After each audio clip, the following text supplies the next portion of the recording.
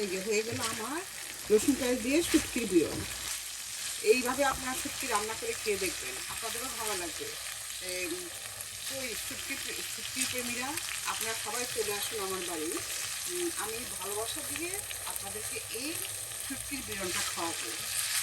আপনারা খাবেন তো খাবেন, একদম ভাত চেটে পুটে খাবেন, মানে এতটাই মজার এই শুটকির বিয়ন।